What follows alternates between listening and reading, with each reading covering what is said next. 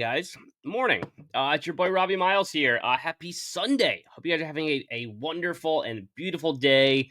Um, I've got a movie review for you guys on a movie that I watched just a couple nights ago that completely caught me off guard. It wowed me, it surprised me, and was shocked that I'd never heard of this movie that came out in 2003.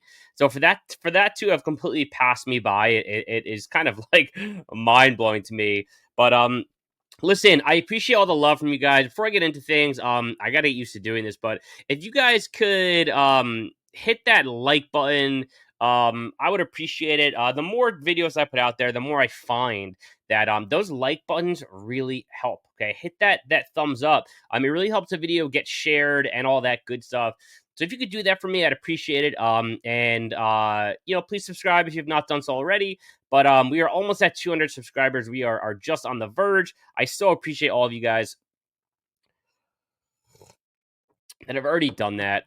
And so yeah, let's get right into it. May. Okay, the movie is called May from 2003. Now, if you know nothing about this movie, here's just a quick snippet from the movie. You know how when you meet someone and you think you like them, but then the more you talk to them, you see parts you don't like. So that is the opening of the trailer. And so yeah, the movie's called May. Now, I watched it on Blu-ray from a company called Second Sight Entertainment. This is the edition that I watched. It's a limited edition. Comes with a the bound book and all that good stuff. Beautiful artwork on there. Now, if you after the review, if you decide you want to look into getting this movie because it is awesome, and I'll tell you my thoughts and all that good stuff. If you head over to Second Sight's website, I want to show you guys one quick thing. Okay.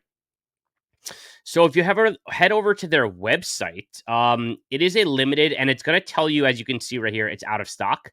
But what Second Sight does is they actually, if it doesn't say out of print, they restock things. So this will be restocked, I promise you. It's been out of stock before, and it's come back into print. So unless it says out of print, they will be restocking. So if you want the limited after this review and you think it's something you want to get, definitely be patient. It'll be available. But if you don't want to be patient, they actually do have the standard release. Without all the extras, still available right now, so you can check that out if you don't want to wait. You just want to get the standard. But I always prefer the limited. I hate knowing if there's another better version out there. But yeah, there you have it. So the movie is available if you want to check it out. And so this movie came out in 2003. Okay, and the basic premise is a young girl named May. She's like a little, maybe college age. I think she's like 21, 22, 23-ish.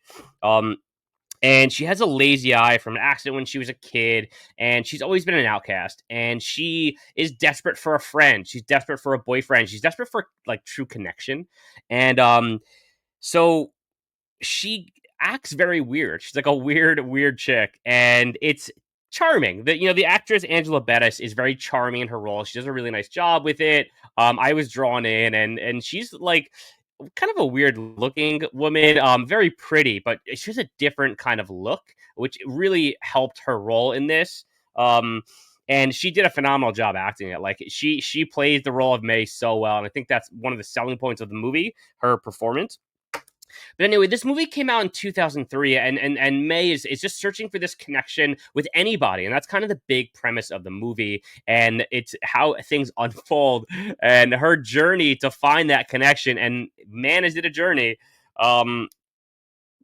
So it came out in 2000. Hey, came out in 2003. Now, I always say that the early 2000s were like the weirdest time period for horror. I think that some of the movies have aged really well, but during that time, like it was just awkward. It was the rise of J horror, so a lot of things were coming from overseas, and remakes of The Grudge and The Ring. You had a lot of sequels. You had a lot of remakes like Texas Chainsaw. But a lot of the original horror stuff wasn't really there. I mean, the big movie. Listen to the two movies in 2003, and some of the biggest ones are like Freddy vs. Jason, The Grudge 2. Final Destination 2. So again, like it wasn't there weren't any like landmark movies. I would say House of a Thousand was probably my favorite movie that year. Anyway, so listen to these movies from 2003. Okay, you got Beyond Reanimator, which is meh. It's fun but not great.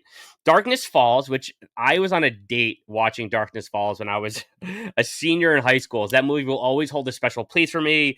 I'll always remember we rented Darkness Falls from Blockbuster. Me and another girl, and we literally just rented Darkness Falls. That was our date night, and I'll never forget that. It's very funny. Dreamcatcher, Stephen King movie. Final Destination 2, so another sequel. You had Freddy vs. Jason, phenomenal, so much fun. Marketing on that was exceptional.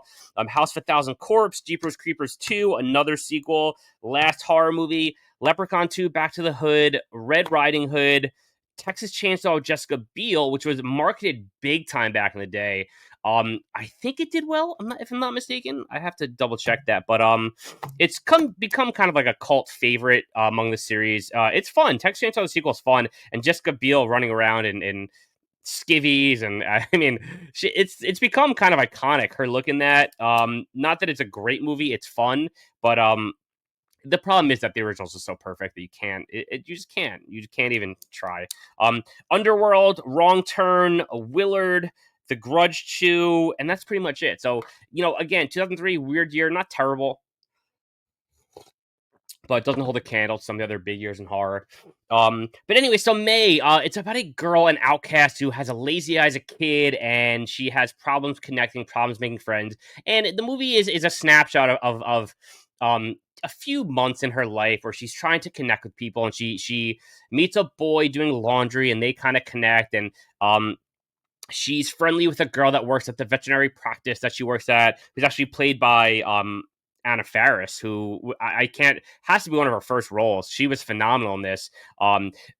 She was like, I'm curious to like see her like her audition tape for this, because she like was so seductive, and you think of her as like silly and goofy from Scary Movie and all that, but she was like seductive, and she still had that same goofy style. But I kind of dug her role in this. It was kind of cool. She played like this erotic, woman that was like into May and yada yada. So she was cool. So you had Angela Bettis, you had Anna Faris, you also had Jeremy Sisto, who's awesome, who's in a lot of the late '90s teen movies.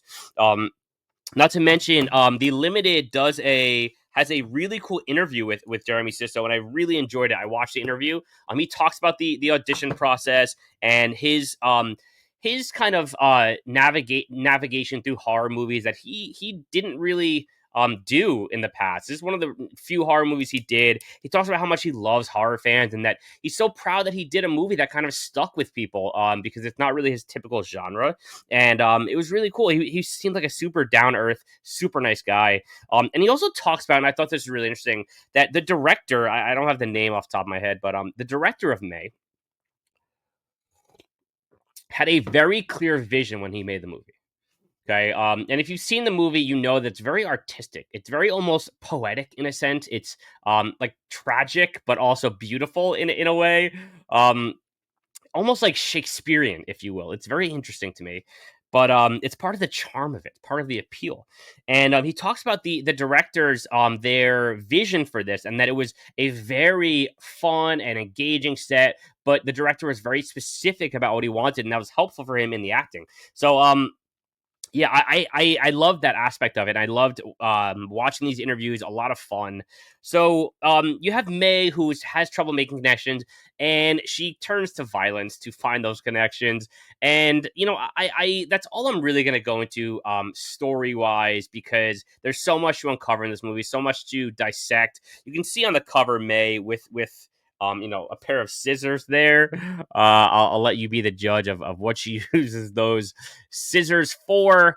But that's the big premise of the movie, and that's kind of what it's about and how things go. And so I really enjoyed it, guys. I can't stress enough. how much I this movie caught me off guard and I enjoyed it. And I'm trying to figure out why it is that I'd never heard of it before. This is the first time I had heard of this movie when Second Sight released it a few months back. And so I was like, you know what? People were saying it's a pretty good movie. I picked it up and it wasn't just good, it wowed me. And I was talking to my dad when I was home this weekend. And he loves it too. So definitely check it out, guys. May from 2003. It was a movie that was, it seemed that it was just completely overlooked by myself included, and just completely caught me off guard, and I loved every second of it. So some of those early 2000s movies, man, they just were forgotten. And it's so cool that companies like Second Sight are doing these editions like May, where we really get down and dirty with these movies that are kind of forgotten, but deserve a lot of love. So yeah, so May is the movie. Now the last thing I want to talk about is just the ending, because the movie's great and it hits, and like it's a lot of fun, and the acting is perfect and all that good stuff. But the ending, I mentioned that the movie is somewhat poetic and Shakespearean. The ending is fucking sick. Okay, like you think it's gonna end and like it's cool, but it is it, I'm not gonna say anything. I don't want to spoil it, but prepare yourself for the ending. Okay, it is like beautiful. It is a beautiful ending. It is done so well done, and I just had a big smile on my face at the end. It's violent and bloody and gory and beautiful, and I cannot stress enough how great it is leading up to that ending and that ending itself. So listen, guys, May is an excellent movie. It is a ton of fun. If you have not seen it, I strongly recommend it. Second Sight did this beautiful release that I cannot recommend enough. Definitely go check it out. And yeah, hit me up in the comments, guys. If you are someone who has not seen it, let me know if you plan on watching it. If you're someone who has seen it and you want to check it out, definitely let me know, because I would love to talk this movie with you guys and get your thoughts, get your comments, especially that ending. And so that's what I got for you guys. May 2003. Awesome stuff. Really awesome movie. Let me know your thoughts. Hit that like button. Please subscribe to the channel. Your boy Miles is out. I'll catch you on the flip. Peace.